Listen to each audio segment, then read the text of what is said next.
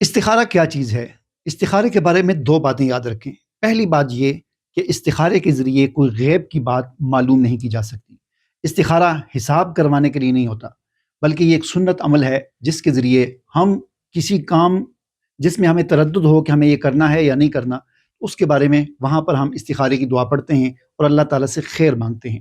دوسری بات یہ کہ استخارہ خود کرنا چاہیے، کسی اور سے کروانے کی کوئی ضرورت نہیں ہے۔ استخارے میں ہم اللہ تعالیٰ سے خیر مانگتے ہیں کہ اے اللہ مجھے اس کام کے بارے میں نہیں پتہ، مجھے کرنا چاہیے یا نہیں کرنا چاہیے، تو ہم استخارے کی دعا جو مسنون دعا ہے وہ پڑھ کر